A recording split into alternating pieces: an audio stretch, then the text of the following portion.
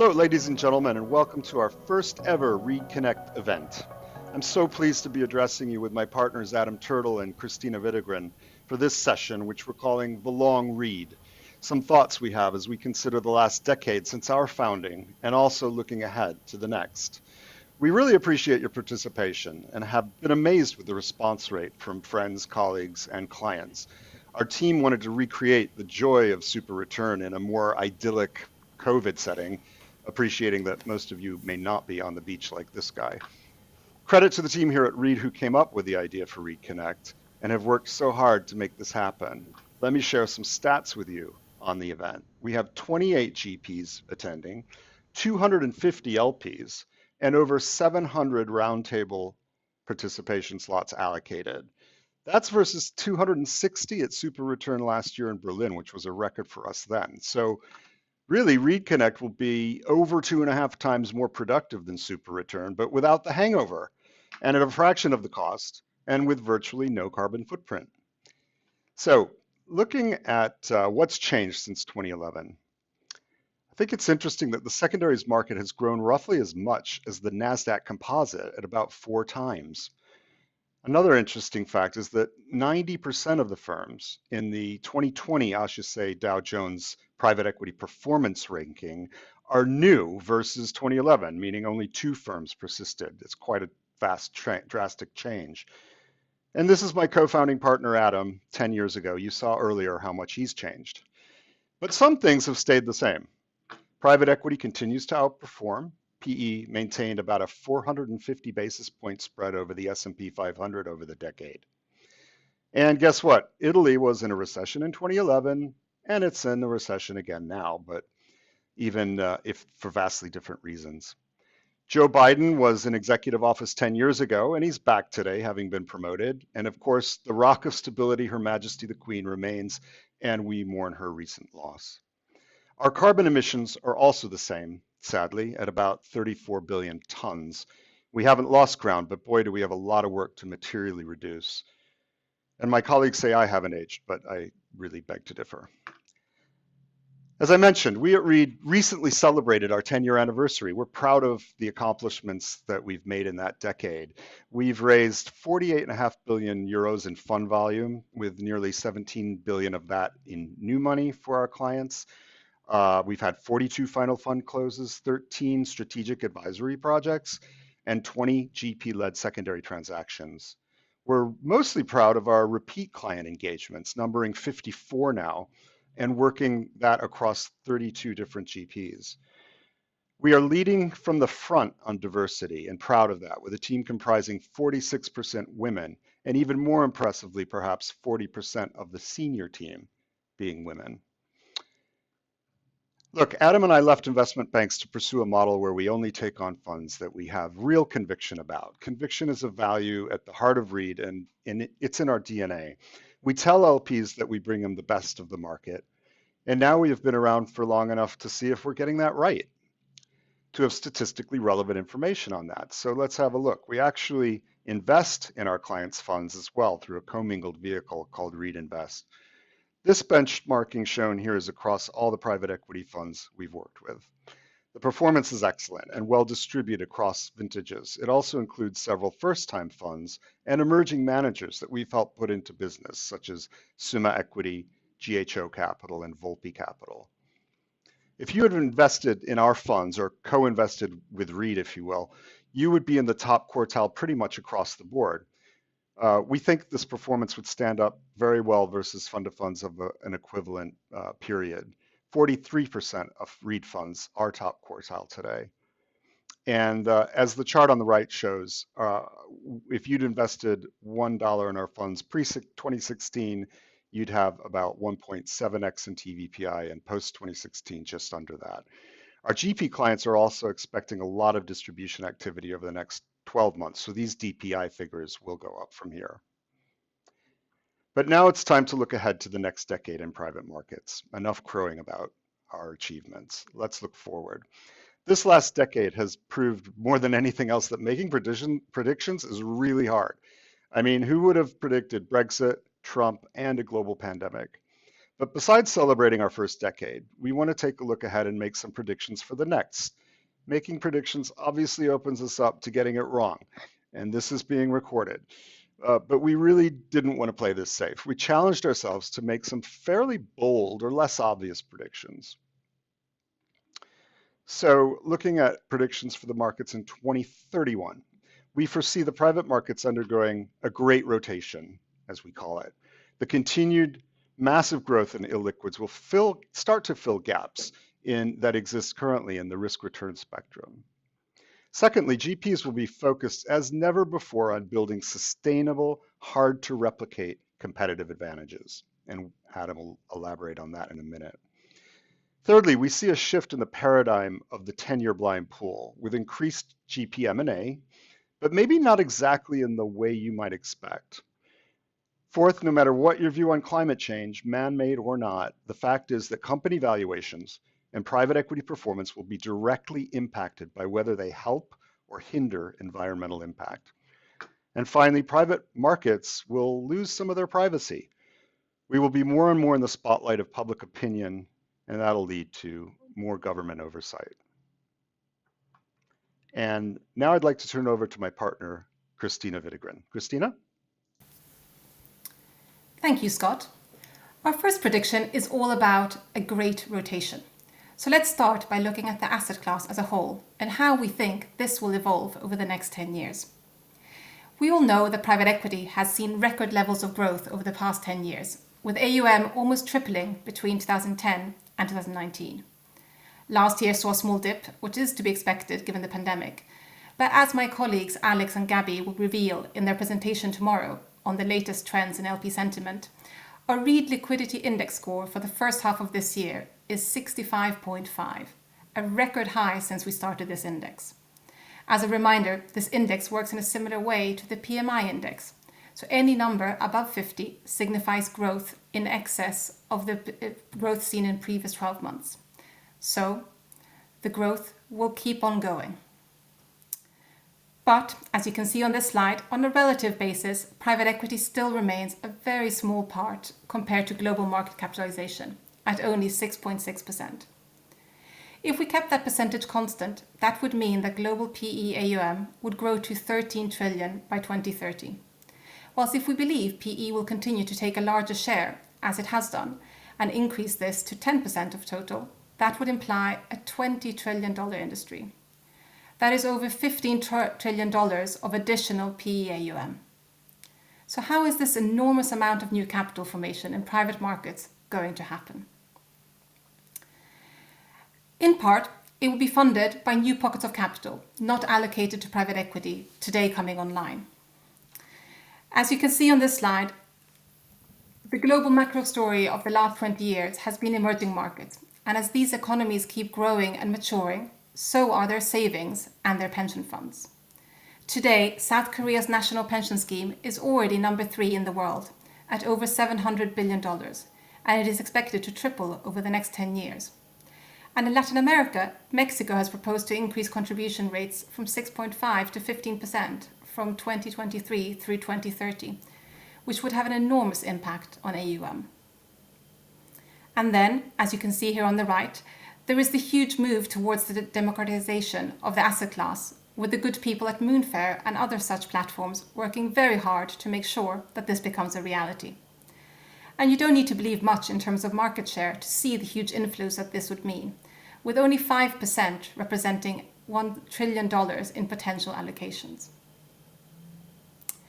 But more than the huge inflow of new capital pools, we believe there's a huge rotation on the way across institutions, where the old way of thinking of asset allocation split by equities, fixed income, cash, and a small part to alternatives is moving to a liquids versus a liquids concept, and with investors splitting equity and credit across these two buckets. This is a shift that has already happened at the Swedish AP pension funds, a journey I've been following very closely personally. Up to the end of 2018, the AP funds had a 5% cap on private equity, which was very frustrating as they were very susceptible to any swings in the market and restricted from investing for years at a time. There was a lot of debate about lifting this cap, and finally, at the end of 2018, the government decided not only to lift the cap, but to restructure how they thought about alternatives more broadly and put a 40% cap on illiquids. Not only does this mean that there is a huge potential growth for PE, but this also opens up for a broader set of assets that they now are looking to invest in, such as private credit and infrastructure. And as the asset class expands, we will see a drive to fill these gaps, just as we can see with the AP funds. This expansion is something we've already been seeing in private credit, with growth of this asset class and separate pockets becoming increasingly larger year by year.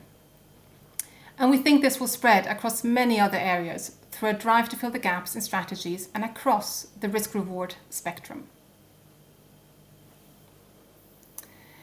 Another feature of credit is obviously fee compression, and we think this is something that will come to private equity as well. As you break the dividing lines from public markets to private markets, you will start seeing trade-offs between cost, liquidity, and how actively assets are managed. This is also heavily driven by the shift from defined benefits to defined contributions, which is putting a lot of pressure on fees. An example of this is Nest, UK's largest workplace pension scheme, who today has no investments, no exposure at all to private equity due to the fees. Through the great rotation and larger allocations, the lines between liquids and illiquids will increasingly become more blurred. And this is evidenced by recent partnerships that we've seen between groups like Hamilton Lane and Russell Investments, linking privates and publics. All this leads us to believe that there will be an emergence of a new private equity light product. We're calling this the Armani Exchange version of private equity. Lower cost, some aspects of liquidity, and lower active management than you would get in a traditional PE firm. Not a replacement to private equity, but a different model that sits between the two. And with that bold prediction, I will pass to Adam. Thank you very much, Kristina. So turning to the GP side, I thought that Scott made a very interesting point at the start of this presentation, which is that 90% of the top 20 GPs who were the leading lights back in 2011 are no longer there today, and they've been replaced with new up-and-coming firms. So I guess the question arises from that, will that be the same in the next 10 years? Will we be sitting here in 2031 talking about another large group of new performers, or will we still be seeing many of the same groups as today in that top echelon? And obviously there are lots of reasons why GPs succeed or fail, and there are plenty of those are micro and specific to the GP. So there will naturally be some churn. However, we do think there are some reasons for believing that the GPs are building around themselves walls or moats of competitive advantage that may well expand over the next decade. And I think we'd probably go further, which is to say, rather than a proliferation of private equity firms, as we have seen over the course of the last few years and the last decades, we actually think that it's quite possible that the number of private equity firms in the next 10 years won't grow at all. There will be significant change, and we'll talk about that. But there will also be significant proliferation of those GPs and growth of those GPs based around core areas of advantage as a way for those GPs to turn those moats that they have into oceans. So we do think that there's going to be a slightly different evolution of the market in the next 10 years than there has been in the last. So moving forward, what is the driver behind all of this? Well, quite simply, private equity is a tough industry. This graph shows you, this is an industry where we judge on relative, not absolute performance. And if you're in the third or the fourth quartile, it's quite difficult to raise another fund. As you can see here, half the groups are in the third or fourth quartile. That's maths. But beyond that, half of those groups fail to raise another fund. If you look back historically at some of the evidence that we analysed. And that is anecdotally clearly true. This is a tough market to get investors excited about backing GPs if they're not delivering performance in the top quartile or maybe at least in the second. So naturally, what do GPs do in response to that? Well, of course, they look to develop their organisations in ways that will create persistent outperformance versus their peers. And if you look as we talk about here, what that has led over the last 10 years in particular is an increasing focus and an increasing specialisation. Now that is clearly not a revelatory concept. I think we're all aware and we all see every day the increasing specialisation of private equity firms, and that's all about them trying to get that little bit extra performance versus their peers that will allow them to sustain and allow them to fall into the higher performing part of the private equity industry. And you can see here that specialised funds, this is one form of specialisation, this is sector specialisation, where now today nearly half of the funds raised are single sector specialist funds, which is quite a remarkable change. Globally, it's even more pronounced, I think, here in Europe, where that trend has really started to hit over the last few years. And clearly behind that, technology has been a major part of that, with technology and the growth of single sector tech funds really taking off dramatically. We've also seen that in the healthcare space, and we do think that healthcare will follow that path that you've seen tech take, and you will see much larger healthcare funds. We don't think it's at all unreasonable that you would see a 10 billion euro healthcare fund. Now, sector is clearly not the only form of specialisation that you can have, and this graph does not pick up the fact that of the 53%, clearly many of those firms many of those supposed generalists have clear elements of specialisation, whether it be by deal type, whether it be by value creation strategy, that they have developed into their business in order to give them consistent outperformance. And it's more or less impossible today to raise a fund unless you've got some element of specialisation. To try and make some predictions about the future, what do we think is going to be interesting? We don't have a crystal ball, but we do think that whilst, if you like, application software has been a key growth area for the last 10, 20 years, we think the application of that software to analog businesses will be a big theme. Digital transformation, people that specialize in that area, will be a major part of the sector mix. The combination of healthcare and tech into health tech is something we think is very interesting. It's a massive area where huge change is needed, and private equity can form an important part. And then within the climate arena, which Kristina will talk more about, we think that's going to essentially grow into a sector almost in its own right, where we're going way beyond energy, where dealing with companies' carbon footprint in various different ways becomes something that is very important, very interesting as an investment area. Climate itself, food and agriculture being big themes, where you've already seen capital raised today, but we think over the next decade you're going to see more and more and more. So that's sort of talking about knowledge. It's talking about the way that people have specialised somewhat around these segments.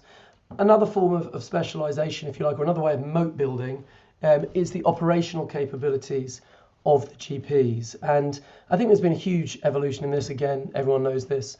The days of none or one person being responsible for operations, where their role was to kind of farm out work to the consultants, has really evolved. And today you see much larger groups where firms are really structured with domain expertise, domain capabilities behind specific areas of value creation, data, HR, all of these sorts of areas. And you can see a stat here, if you look at some of the US techs, it's an average of about 50 people that are non-investment per se, more operationally focused. And the trend is clearly in that direction. So that's going to grow and grow. Where do we think this could land? I don't think I've said anything radical now, up to now. I think where you're sort of almost seeing the world develop towards is really starting to view private equity firms as companies with distinctive products, e.g. the value creation services they offer their GPs, offer their portfolio companies, where they are sought out for their ability to produce that product. That will involve more domain expertise, more specialism, that gets applied across their companies, and where the lines between the company and the GPs do become somewhat blurred in those cases, facilitated by some of the sort of GP-led transaction activity that I'll talk about in the next prediction. What should all of this help to produce? Hopefully, as you see on the right, enduring outperformance to the public markets, and there's a constant battle and a constant pressure to achieve that. supporting this concept, and I think it's something that is hard to underestimate the importance of, supporting the concept of GPs as companies is clearly the GP stake business. You know, we're long past now the point where GPs were just partnerships of like-minded individuals operating in a garage trying to generate alpha. That is an important part of the market still in a different way. But there is a large portion of the market that is highly institutionalized and supported by these GP stake, this GP stake selling industry. What does that provide? It provides a balance sheet for people. It allows them to get a little bit outside of the of the fundraising windows that we see that other GPs have to suffer through every 3 or 5 years. And as you can see on the right of this chart, it is spreading across the private equity size spectrum, and we expect that to continue over the course of the next 10 years, very much so that smaller GPs, relatively speaking, smaller GPs have access to the same sort of balance sheet capital that you're currently seeing some of the bigger groups. What does that allow? Investment in team, investment in new strategies, investment in the funds that they're investing, all of which helps to build the moats and the walls around the GPs, helps them to secure continued outperformance, and maybe we'll keep them in that top 20 group over the longer term. However, the next slide shows you can build a moat, but it's an evolving industry, and the dragons trying to come into your castle may get more evolved in themselves over time, and your spears may no longer be appropriate in terms of fighting them off. So whilst there's an ongoing moat building, there's a constant need for evolution as others seek to storm that castle. So we think that this kind of the dynamics, the drivers that will encourage GPs to keep on seeking to do this will only continue. Final point in this section, again, what we're saying, as I said at the beginning, you may not see a huge proliferation of the number of GPs. Isn't that awfully depressing if you're thinking about setting up a first-time fund? Well, again, I think it's certainly not a bleak picture in that respect. Why? Why? Because those dragons, they exist. Creative destruction is real in this industry. It's a high reward industry, and so people are always trying to get into it. They're coming up with new and innovative ways to do it. And quite often it's easier to build innovation in a new setting than it is by addressing an existing business. And so there's always going to be creative destruction in this business. There's always going to be a third and fourth quartile performing managers. So there'll always be opportunities to replace existing firms. Secondly, as we say, the star trader will always get funded. There will always be a bid amongst LPs. This is an entrepreneurial business. People understand the power of entrepreneurialism on the investment level, but they also understand it with GPs themselves, that's an attractive part of the market to target as long as you get the right people. But I think it is fair to say that the barriers, if you like, to raising a first-time fund have gone up in terms of some of the aspects that I've just covered. The need for infrastructure has gone up a little bit from perhaps what it was in the past. And so I think the third side of this, the seeding industry, the growth of the seeding industry, which is really the growth of capital providers who are providing capital to get people into business, taking some additional share of the upside for doing so. We think that that's a really interesting business. It's still pretty limited, if we're honest today. We would love to see it grow. We think that as some of these barriers rise and some of the and the need to have more critical mass on entry increases, you will see capital providers rise to meet that challenge, and the development of that market over the next 10 years. So the next section that we're going to touch on here is more around the structure, if you like, of how capital is invested in the private equity industry, and we'll talk a little bit about the famed end of the 10-year blind pool, which is something we've talked about has been talked about in the industry for a long time, and it's something where regularly it's predicted that we will see an evolution, and we do think we're going to see a real change in this. But as we put in the prediction, it's not exactly as one might have thought, and it all starts with our friend here, the cow, which is this is the slaying of the sacred cow in the private markets industry, which has been the prohibition on related party transactions, which is an incredibly sort of technical point, but it has fairly massive consequences in terms of the way that GPs manage their businesses, and we think potentially will completely reshape certain parts of the market. And again, it is quite remarkable how much what was previously seen as off limits in terms of GPs executing a related party transaction, e.g. selling an asset from one vehicle they own to another that they own, how that has evolved from being an unmanageable conflict to one that people feel is now manageable and indeed can actually be a win-win for all parties involved. This is something that's happened relatively recently in terms of any scale, and it has triggered major consequences across the industry.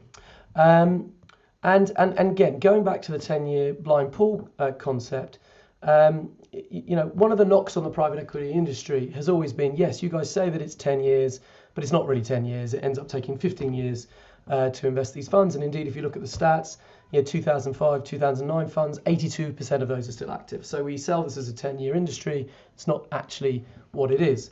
And why is that the case? It's not necessarily through anybody doing anything nefarious. It's just quite simple. GPs need more time in order to run out those, to maximize value from their portfolio companies. And it's difficult to make that fit always within a 10-year period when you obviously have events that get in the way.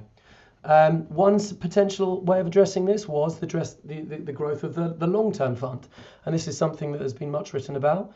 And there have indeed been certain funds raised behind this strategy. But actually, when you look at it in the context of the overall industry, it's a relatively small phenomenon, still only 2%. So it hasn't really exploded for a number of reasons. But one of them is that the investing through 10-year blind pools is just so ingrained in the architecture of this industry that it's hard to change that. It's easier maybe to figure out workarounds. And I think that is what we've seen over the growth, as you've seen the growth of the GP-led secondary industry, on the one hand through continuation funds, and on the other hand through single asset transactions, selling whole funds to yourself or selling one or two of your assets to yourself. And this is really helping to address the longevity question, and it's also providing other benefits. And so, with the caveat that, of course, all of these things need to be managed in the right way. But if we believe that the acceptability of these transactions continues, we need to look back and say, well, do we think it's going to grow substantially? And when you look at the demand drivers, the answer to that is there are lots of really good reasons for thinking that this is going to grow quite substantially. Why? Because for GPs, there's lots of very significant benefits. You get to hold star assets for longer. You avoid creating a competitor firm potentially to one of your other portfolio companies, particularly if you're operating multiple businesses in the same sector. For the LPs, you reduce transaction costs, much cheaper than doing an IPO or a SPAC, something like that. And then for the GP, it's, let's call it, cheap and easier deployment. It's deployment that you control. You kind of know where it's coming from. And so when you look at the chart on the right, I think the bold prediction would be that at the moment we have the GP-led secondary market in total is about $30 billion, and the total value of transactions where GPs sell to other GPs is just a little bit shy of $200. And given that most GPs, given the choice, would probably rather sell these assets to themselves rather than to another GP, we will expect that percentage or that relative proportion to increase quite dramatically in the years ahead, to it almost becoming a standardized part of the fund architecture and the way GPs do business. And we think that this in itself is going to have major consequences, as we show on the next page. Firstly, and this is where the 10-year blind pool will end, because actually what we've said so far is the 10-year blind pool is going to remain. Where it might change is the blind bit is going to disappear a little bit, which is that actually LPs will be investing with GPs in part because of who they are, but also in part because of what they already own and what you can anticipate them transferring into the new vehicle. That's a fairly radical change. Secondly, we think that the the LPACs have always had a role in conflict management, but if we're honest, it was always a fairly modest role because those conflicts didn't arise too much. Well, now this is becoming a more standardized part of the industry, and so ways of approaching this will become standardized, and the LPAC will have a very important role in policing that approach, or they will find a way of outsourcing the policing of that to some other body. Either of those you could see as future predictions. And then finally, and it's kind of a slightly unusual comment, but I think one of the elements that facilitates all of these transactions is generally a minority price setting element. And at the moment, the universe of people that can actually do that minority price setting is still itself relatively limited. And we actually think one pretty good business to be in, if you believe everything I've just said, is to be in the minority price setting business, because pretty much always this conflict management requires some element of that. And so there's going to be a lot of opportunities for you in the next 10 years. A final word in this section on, I won't go into a whole lot of detail because I think some of this is obvious on co-invest. Co-invest is not going away. It survived COVID very much. It's become almost a structural part of the way that GPs think about managing their LPs, where they recognise they need to give a certain amount of co-invest, partially in order to get closer to them, partially to give them access to more concentrated, strong performance, but also partially to reduce fees. This is going to continue to be a substantial part of the industry. It's not going to go back and forth. What do we think might change? We think there are possibly two slightly interesting potential avenues for the future of certain aspects of this. On the one hand, at the larger end, where you see very large sovereign wealth funds, big pension funds, we can imagine the concept of almost private SPACs, where clubs of these groups get together to do very large single deals with a manager of sorts, probably not with the same sort of economics that you get in a traditional private equity fund. But we think that can be an interesting route from the larger end for bigger companies. And then on the other side, we think that the combination of the democratization of private equity and technology platforms will start to open the opportunity for people to do stock picking in the private markets rather than the public markets alone. So being able to sit at your desk and invest in an interesting private company in the same way that one can do in the public markets at the moment. We think both of those are going to be interesting future avenues for co-investing going forward. Thank you, Adam. And so now it's on to climate, our fourth big prediction. So I wanted to start with reminding you of how much things can change in 10 years. And wanted to ask you which of these two gentlemen below would have been viewed as a better investment bet back then. On the left, you have J.R. Ewing, who I'm sure you will remember from the American TV series Dallas, as the ruthless oil baron. And on the right, you have Swampy, a British environmental activist who staged several famous protests in the 1990s. And probably most famously, he spent a week in a tunnel aiming to stop one of the big expansions of the motorways in Devon. It is completely extraordinary how oil and gas has gone from being one of the hottest sectors in PE to being almost uninvestable.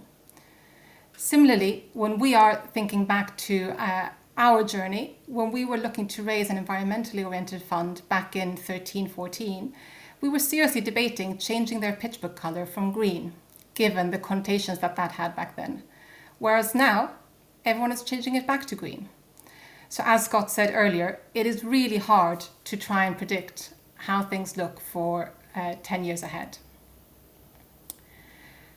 So what do we need to believe in order to clearly see that carbon usage will be a key economic driver over the next decade? Well, first of all, that the temperature rises present unacceptable climate risk, and that these temperatures keep rising.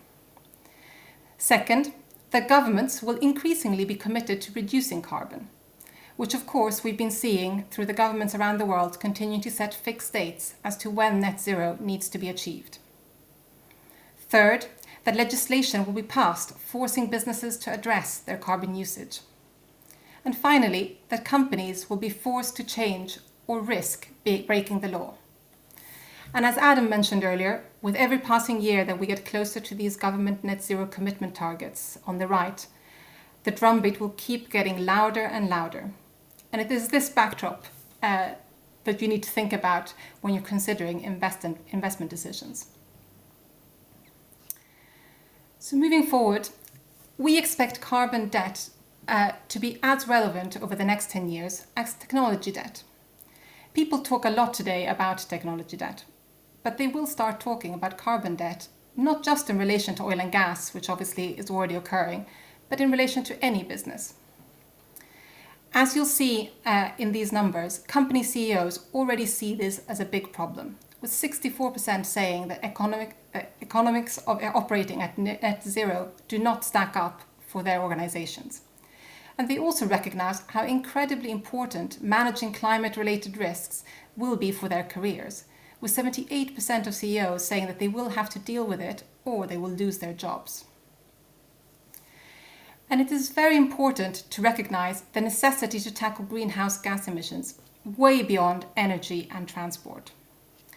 As Scott said at the beginning of the presentation, we still have a very long way to go. Overall greenhouse gas emissions are the same levels as they were 10 years ago. We have made no downward progress, although there has been real progress in some segments. Within energy, for example, the cost of renewables has fallen dramatically, making it today economically viable. Within just a decade, the price of solar energy has declined by 89%, and the relative price has flipped versus coal, where a new coal plant today would need to charge a higher price to break even than a solar plant. I mean, that's dramatic. Similarly, we have made huge progress in transportation, with things like electric cars. And I'm sure we're all very aware of the Tesla share price, but a year ago today, that share price was at $112. Today, it's at $683, which really shows the recognition and the importance of achieving electric cars for the world and for our greenhouse gas emissions. However, as you see on the pie chart, that still leaves about 60% of greenhouse emissions in other sectors where the journey has only just begun, and we're still a long way away from addressing it. And that obviously creates a massive opportunity for private equity. And if we look at this next slide, of course, we have seen this movie before. You might remember when SaaS companies were valued around 3 times revenues, which of course we thought was extremely expensive back then. And I'm sure you're painfully aware that these are now above 11 times today. And this movie will happen again, is our prediction, with all companies that can address climate in the right way. And maybe as a final thought, I know we have all been consumed by the coronavirus pandemic this year, not surprisingly. But we thought this cartoon illustrates quite well that it is important that we don't lose sight of the bigger picture. So don't drop your masks on the floor. And on that note, I will pass you back on to Scott, who will talk about the inevitable increase in government oversight. And now for our final prediction. With great power comes great responsibility. To recap, we've made some pretty big predictions, talking mostly to the success of the industry. Huge increase in private AUM, broadened access to retail investors, the man on the street, so to speak, larger, higher profile managers, big high-performing companies in private hands for longer, and private equity groups making money and gains out of some very visible issues like climate. But what's that going to lead to? Of course, tall poppy syndrome and greater government oversight. Just to bring the point home, let's recap the democratization point. Your grandma will have private equity in her 401k, but democratization of PE is not the only thing that leads to oversight. It's just one reason. Private equity owning meaningfully large companies that employ a lot of people is also a big reason. But let's be clear, as with all long streaks of success, there will come along a bad actor. Yes, a Madoff moment, if you will. At some point, and it will lead to problems. Imagine your grandma's retirement savings obliterated by this bad actor. Then everyone will jump on this industry and look to appoint blame and make accusations of unchecked greed. And that will increase scrutiny and regulation, which could eventually lead to the end of privacy as we know it in the private markets. Running through the points on this slide, transparency and reporting will put pressure on the concept of patient long-term capital. Regulation and compliance will increase the costs and friction within deal-making and ownership. Visibility and scrutiny will introduce reputational risk and a spotlight on carried interest and remuneration, of course, tying in directly to tax policy. What does this mean for the GP? On organizational structure, strengthened compliance resource, in-house communication departments beefed up. Diversity and inclusion will no longer be a nice to have. LPs will absolutely demand it. New frontiers of diversity will also be required, not just gender and race, but lenses such as socioeconomic and neurodiversity. Incentivization, new approaches to talent recruitment and retention will be made, and scrutiny of GP ownership and economics will also increase. And finally, in sustainability and ethics, GPs will need to be on the front foot with their corporate body language, so to speak. ESG alignment will be incorporated in remuneration policies, and GPs generally will just have to be on the right side of public opinion. The lack of attention to these areas could ultimately lead to a new equilibrium as the benefits of private ownership are eroded. The long-term focus from patient capital to quarterly TVPI pressure, for example, entrepreneurial alignment and scrutiny of fees and rewards, and this great characteristic of private equity groups being nimble and acting quickly. GP organizations risk becoming more bureaucratic to deal with increased regulation and visibility, creating costs and fee drag. PE needs to make sure that it doesn't become generic. We need to fight for what makes PE distinct and great at what it could achieve for our investors. A risk for all of this is that it could undermine some of the things that make private equity attractive from a value creation and performance standpoint. So, where we ultimately end up in all of this will be somewhat driven by how GPs adapt and behave, and not least investors as well, and how we contribute positively to key stakeholders.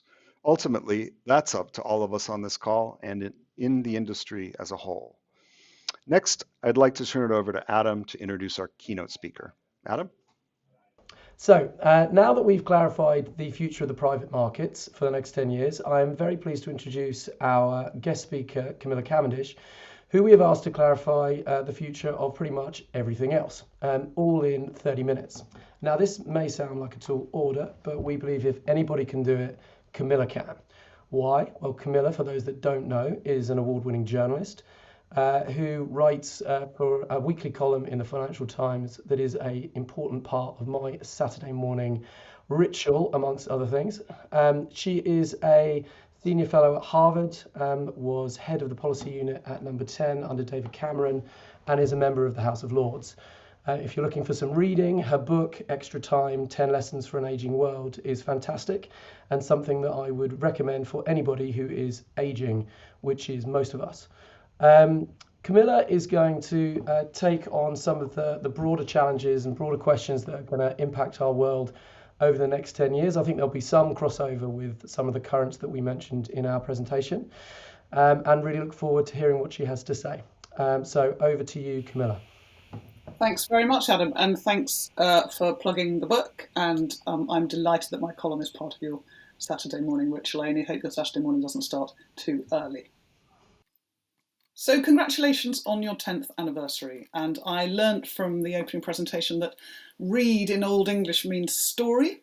And I guess you've got a good story to tell by the sound of it. And I will try to tell a few stories too. This is always the danger of making predictions. As you can see, I'm going to argue that the end actually isn't near. But I was just remembering when President Obama came to visit David Cameron in Downing Street in April 2016. When he left, they all said, oh, you know, we'll be seeing you again in the Rose Garden in the autumn. The Brexit referendum happened 3 weeks later. So there you are, the danger of making predictions. And in the next half hour, I will speak about various challenges that I think are interesting, but with a large dollop of humility. So I just wanted to start briefly by mentioning COVID. I'm not going to spend too long on COVID because I think we all want to get away from that. But I was just thinking, will we look back on it as a blip, or are there things that will last? Obviously, Zoom has become a verb, not a noun. Working from home is going to endure in some form, and national borders have reasserted themselves. I mean, what we've seen, particularly in the EU debate over vaccine nationalism, is quite profound. And the fact that the UK government asked Oxford University, for example, to partner with AstraZeneca rather than a US company because it anticipated vaccine nationalism, I think plays into a broader sense that we're going to see governments, not yet companies, but governments looking to reshore some domestic production. Singapore, for example, has set itself a target of producing 30% of its own food by 2030, which, if you think that Singapore is an island, is a stretched target, but I will come back at the end talking about how that kind of farming might be possible. But broadly speaking, I think COVID has crystallised, more than changed things, it's crystallised the various threats from China. It's shown us that health inequalities really matter, particularly in the US and UK. The problems we've had with obesity, with chronic diseases, with poverty mean that we've seen groups of people getting very ill from this disease in a category that perhaps we've too long overlooked. We've seen automation accelerating, of course, and one of the things that has done is shown us again that talent really is global. I was chairing a panel with an AI entrepreneur from Singapore recently, and she said she's now hiring from places she never thought of hiring before, including Pakistan, because she can hire from anywhere. And she's also hiring a large number of women who can work from home. So, what am I going to talk about? As Adam said, it's kind of an impossible task trying to deal with all the possible challenges which will be coming, so I thought I'd pick 5 which are kind of fun and which play into some of what you've already talked about. And here they are, and I will do my best to work through them in about 30 minutes.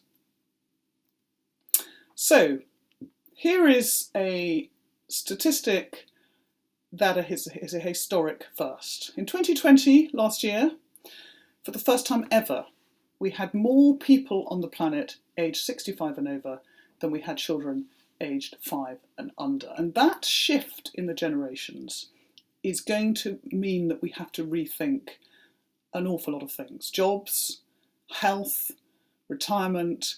It's also going to change the very notion of family. If we're not having so many children anymore, who's going to support us in later life? How is the relationship between the generations going to develop? Now, if you want to look at this in more detail, you can go to the world's oldest society, which is Japan, where I spent a lot of time on the book that I wrote that Adam mentioned. This is a classic population pyramid. If you start on the left, you'll see that in 1950, Japan looked like most countries in history. You have a large number of young people supporting fewer older people at the top. By 2015 in the middle, this looks more like a barrel. You've got a quarter of the population over 65. And if you go to the right, the projections for 2050 look more like a flower pot with the fastest growing group of people in their 80s. And actually most countries outside sub-Saharan Africa are headed in a similar direction. First, because obviously we're living longer, which we all know. Second, because of falling birth rates. So this slide just shows you that the average woman in 1950 had around 5 children. That had halved by 2015. And there are now 83 countries in the world with fertility rates below 2.1, which is the replacement rate we need to maintain the population. And we're going to see in the next 10 years some countries start to shrink, Japan being one of them, and by mid-century, countries like Poland, South Korea, Russia will be shrinking too. Now, governments are panicking about this. This is the rather amusing campaign put out by the Danish government, and I've chosen the sanitised version here, but they have been encouraging couples to have more children. Now, I've interviewed women all over the world about why they're not having children, and there are a number of reasons.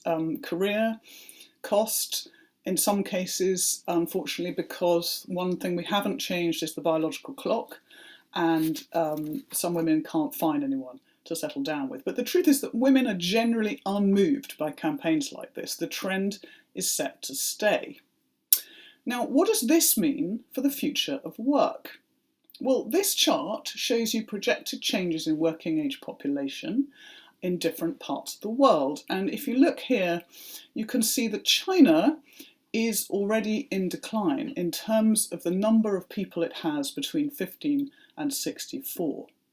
China is actually getting old before it gets rich. And I think, and a number of commentators think, that is going to change the geopolitical relationship it has with America, because if you look at the American line, which is towards the bottom of the chart, you can see that its working age population is set to remain relatively stable.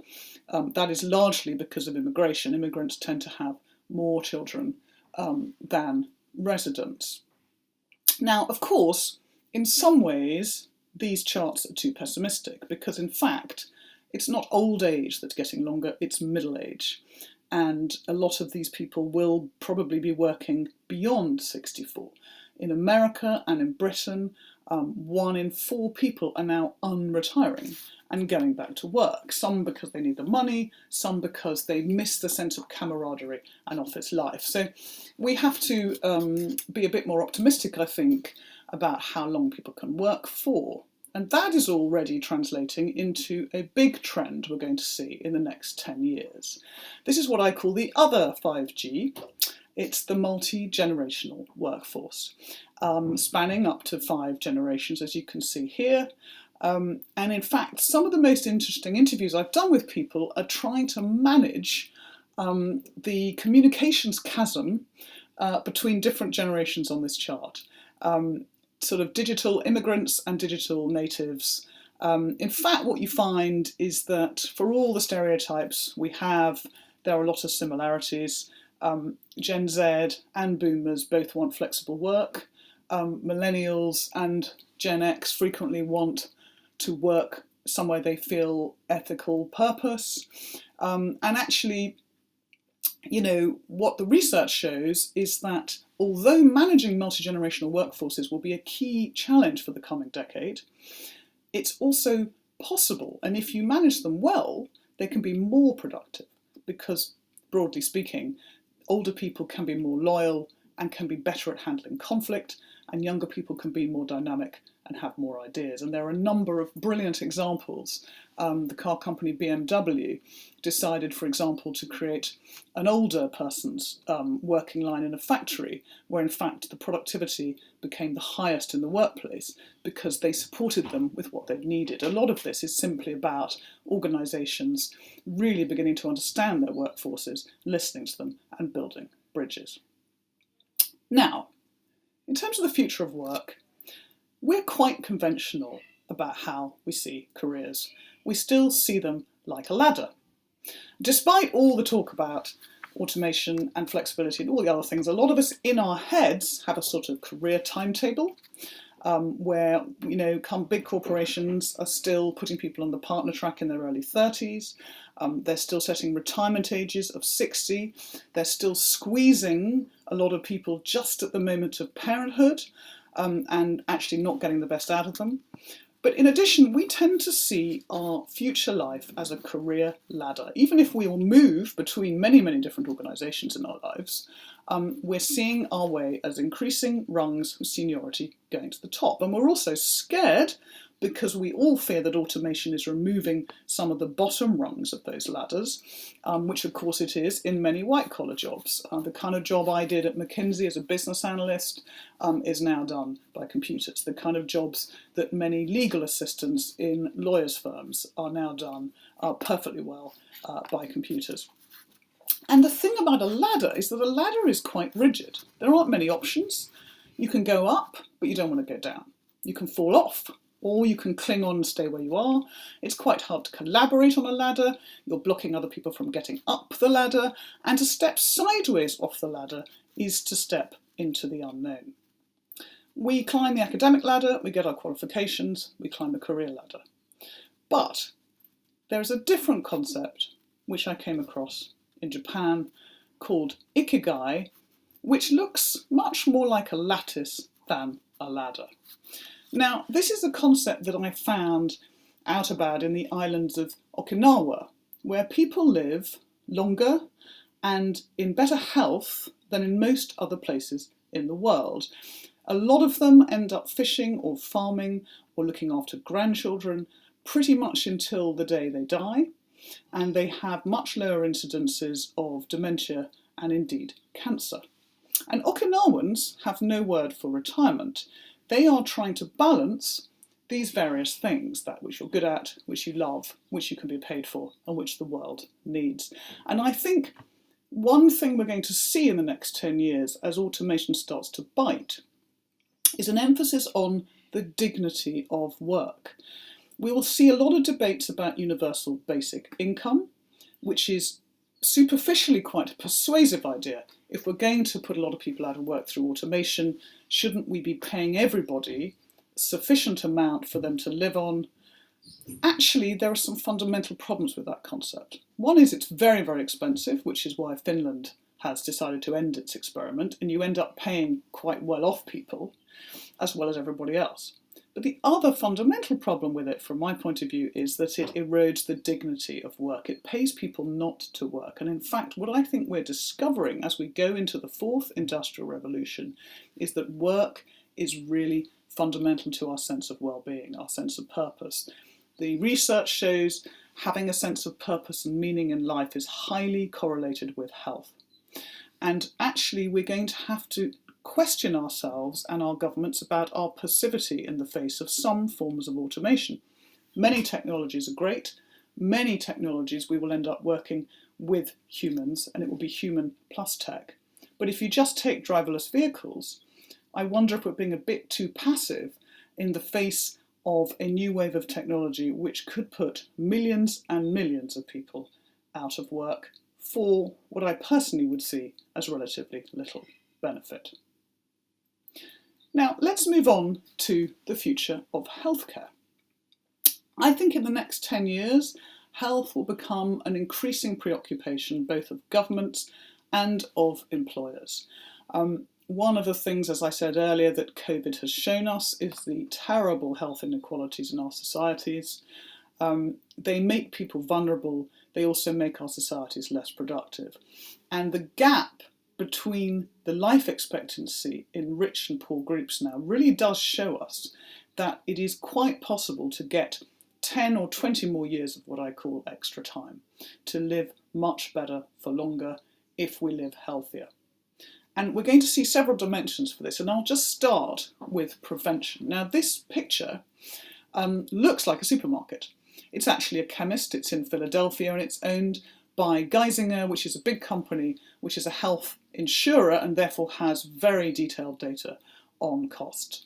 And what Geisinger and the doctors there have done with their heavily diabetic patients is think, you know what, prescribing pills hasn't really worked. And what they're doing is they're prescribing food. They're prescribing fresh food.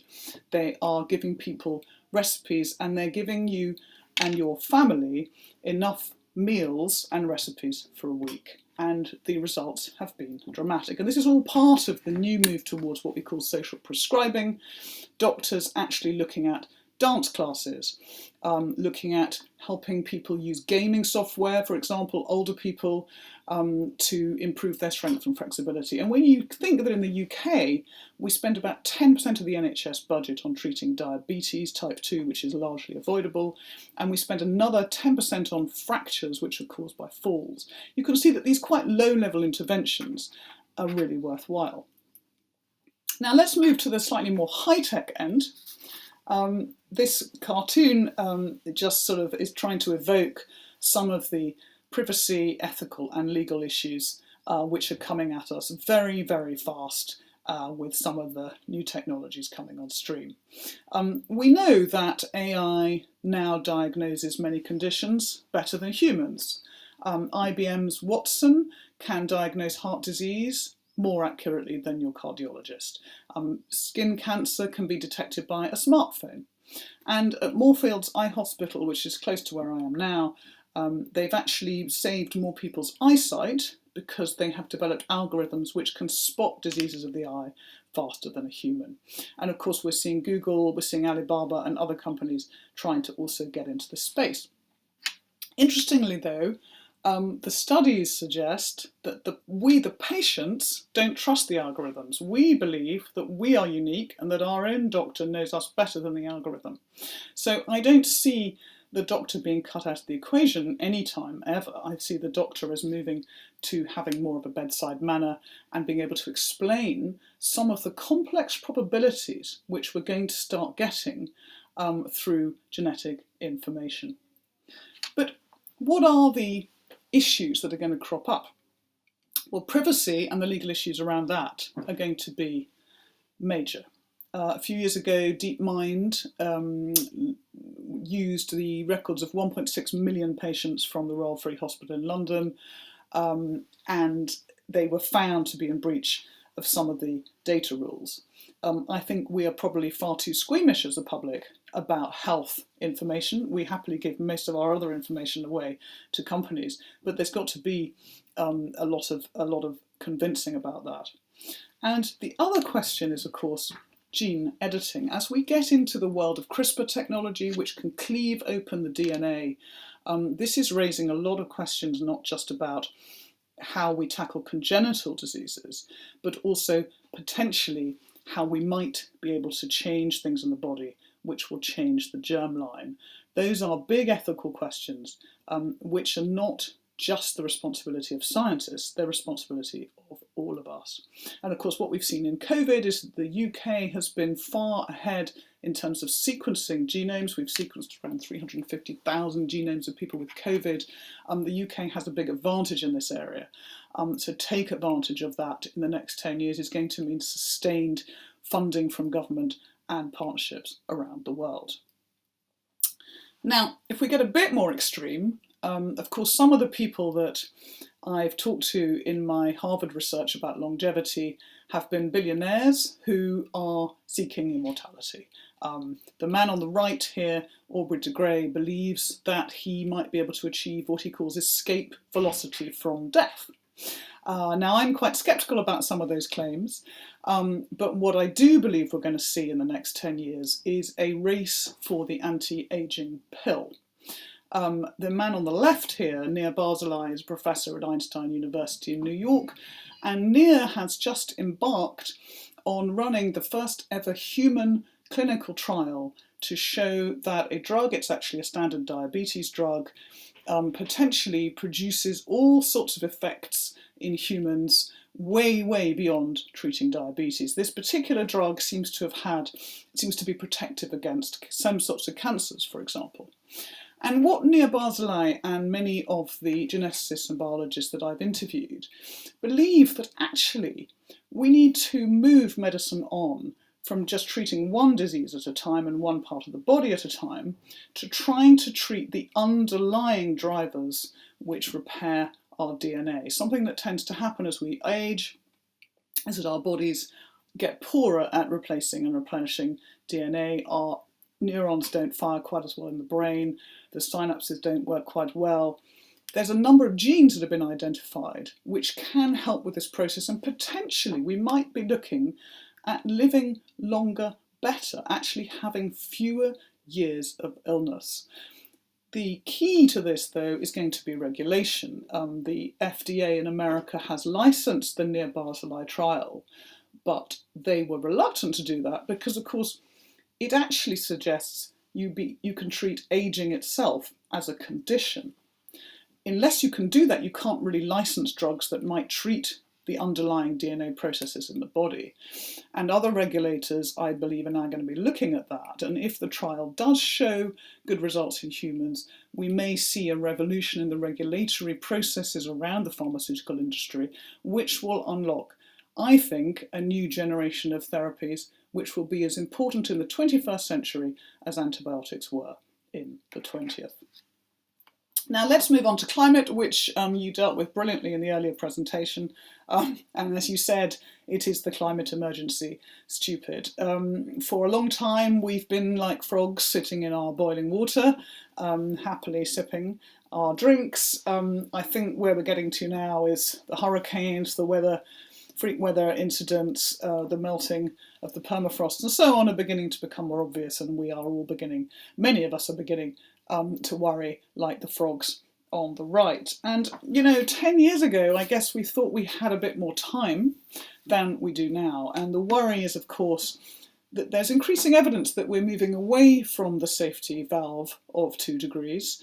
We've had heat waves in the Northern Hemisphere, we've had flooding in China, and the question of tipping points, which, were theoretical 10 years ago, are becoming real. The Siberian permafrost is melting, we're seeing the Amazon rainforest begin to diminish, and all the other arguments that you made very well earlier.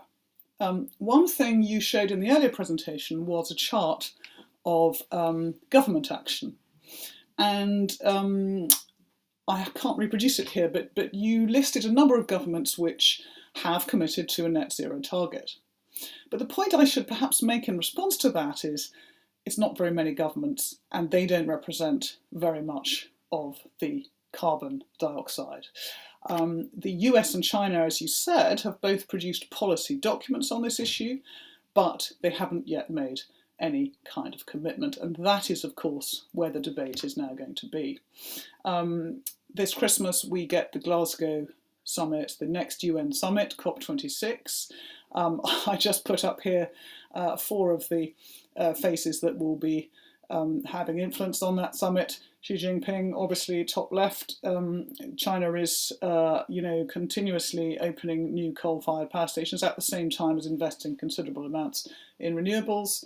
Mark Carney on the right is, of course, the government's envoy to COP26, and Alok Sharma, bottom left, who probably few of you know, is the government's ministerial representative, and on the bottom right is, of course, John Kerry, who will play a very big role, because the Biden White House really does want to use COP26 to make something happen. The British government, of course, very, very keen, again, to use COP26 to build a better relationship with the White House. And of course, having swung free of the EU, the UK needs all the allies it could get. So a lot of work is going on behind the scenes. There won't be a global carbon tax. Joe Biden has pretty much ruled that out. What I think you will see is a number of sectoral agreements. Obviously, Mark Carney and the finance sector are working on producing much more transparency about carbon, as you said in the earlier presentation. I mean, we're now seeing stranded assets. I mean, we're seeing oil and gas industries that 10 years ago were hot stocks turning into something that people are starting to worry about. So those trends will continue. But I'm never quite sure, having watched many of these summits for 20 years, how far things are going to get on the day. We're also going to need the public, I think, to keep up the pressure. And many governments, will need a steer from their publics to keep moving forward. And what do we, the public, do? Well, we eat a lot of these.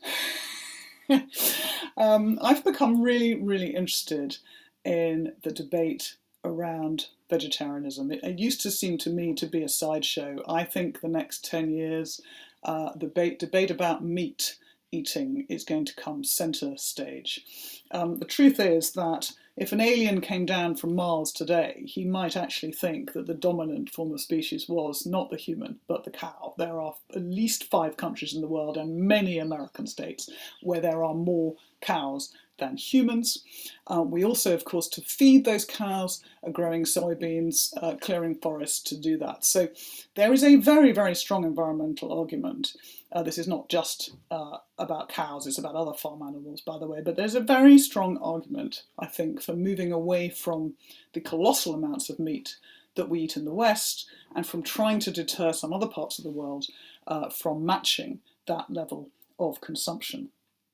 And the intensive farming practices that we now have, the use of antibiotics, All of those things are coming together in a way that is really, really very unhealthy. And if we reflect again back on COVID, I think there's a strong story to tell that will continue to be told about some of the unhealthy links between farming and humans.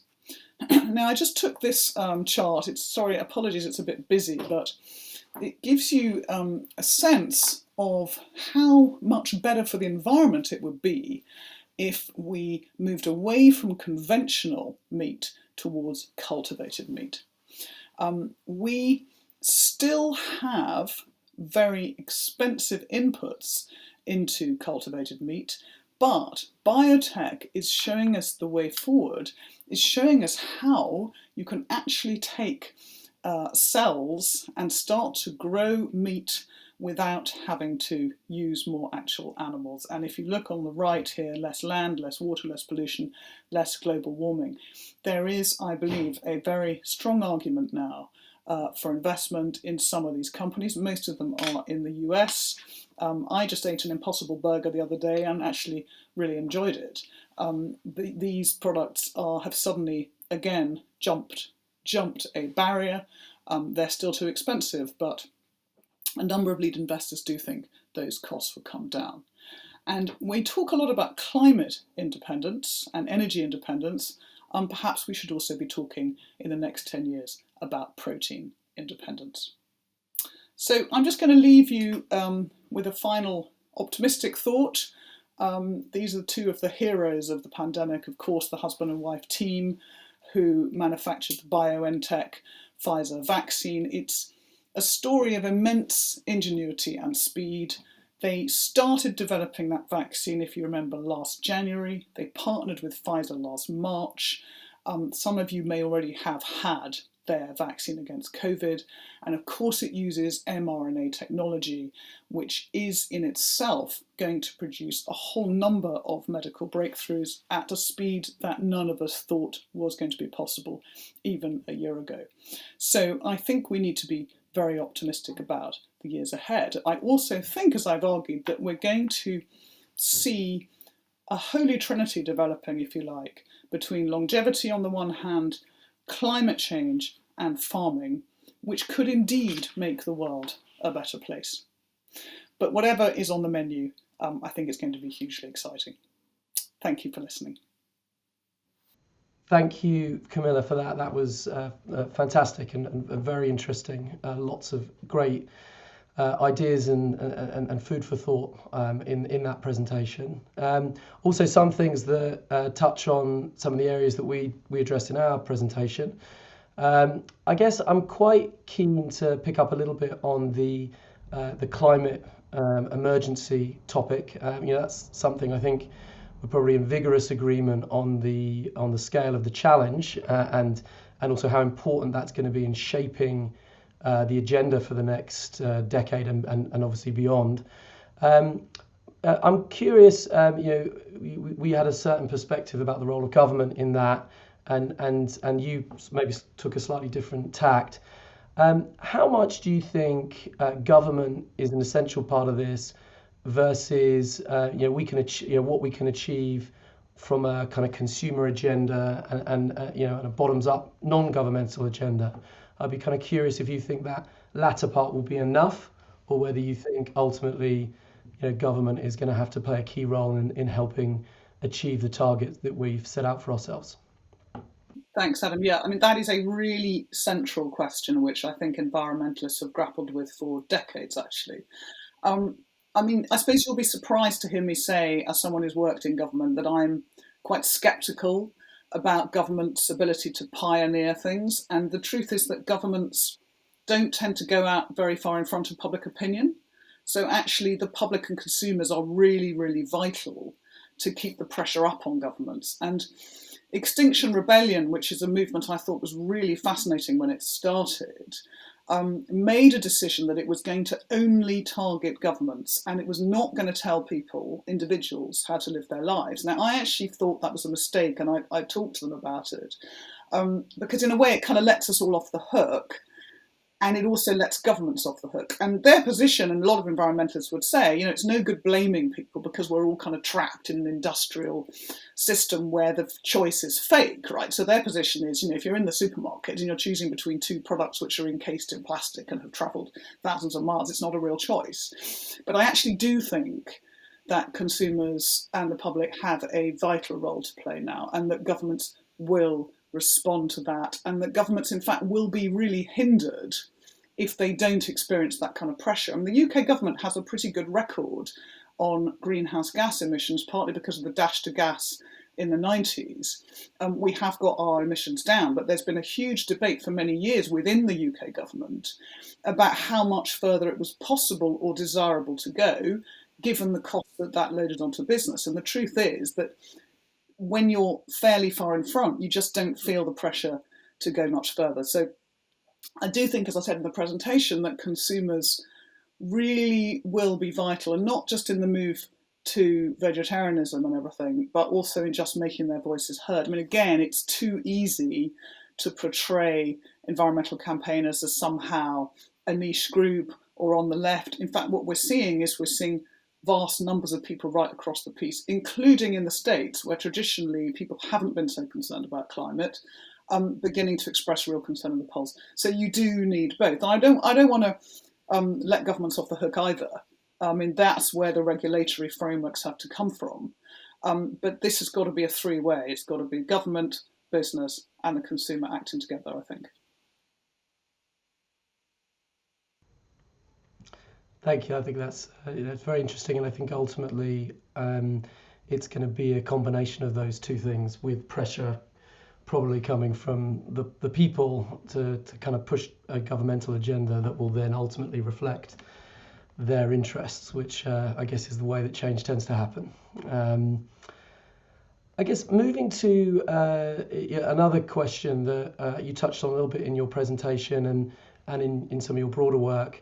I mean, clearly, and we've seen it with the response to the current COVID crisis in terms of the medical advancements that have created the vaccine in such a rapid period of time.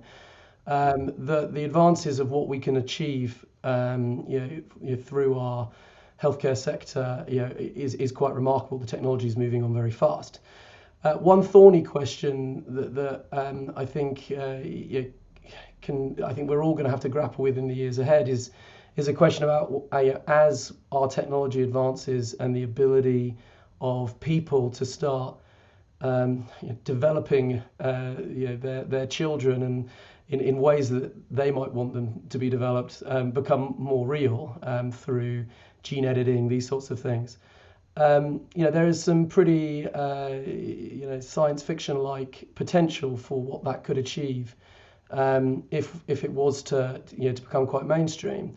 And given how competitive human beings tend to be, there's probably plenty of reasons for believing that it might there might be a pressure for that. What's your perspective on the outlook of that whole segment, going beyond maybe dealing with congenital conditions and things which is already happening, and into a broader the broader agenda? Do you think in 10 years or in 50 years we'll be choosing attributes from magazines, or do you think that will not develop? So I think that's a fascinating question, which is very much of concern to a lot of ethicists and biologists right now. And it's the question of designer babies, isn't it? I mean, one of the interesting things is, as you say, if we're all very competitive, what are the attributes we would be choosing? And funnily enough, some people might try and choose intelligence, some people might choose looks. I mean, you can imagine getting into some really potentially quite unpleasant issues around race, around intelligence, which is why I feel very strongly that we want not to go there. I'm not sure that anyone should have the power to play God to the extent that the technology gives us. And of course, that's why even China, when that biologist certainly claimed to have created 2 designer babies he was trying to eliminate HIV, but that was, even for the Chinese regulators, a step too far, and they put him in jail, as far as I remember. And I think the meetings that global scientists have had on this issue, there is a unanimity, really, that regulators should stop us going too far down the design a baby route. But it will be a continuing debate. And I think scientists naturally become very excited about the possibility of their discoveries. So I think that debate has to involve the public fairly soon, actually. There's an interesting question in here, isn't there, about what does it fundamentally mean to be human? And if we can start to, as you say, not just remove terrible congenital diseases and not just conceive through IVF, which obviously we already do, but in fact acquire new characteristics which are inheritable, then what does that mean to be human? I think there's a very, very big debate we need to have about that. Thank you very much for your time, Camilla. Very much appreciate it. Lots of things to think about. And good luck with the book. Thanks so much. Great pleasure. So I guess it remains to conclude. We think private equity will be tested on its propensity for creative destruction and reinvention as never before, even with its tremendous growth and success. We will have to face some new home truths. We'll be tested to learn new skills, push ourselves out of our comfort zones, and have the courage to try new things, kind of like we did when we had that first COVID haircut as administered by a family member. But thanks again for joining us today. We hope you found it interesting. And thanks also to you participating in the roundtables that are coming up next. We're very excited to see our GP clients addressing all of you. And most importantly, we look forward to seeing you all again in person sometime very soon. Take care.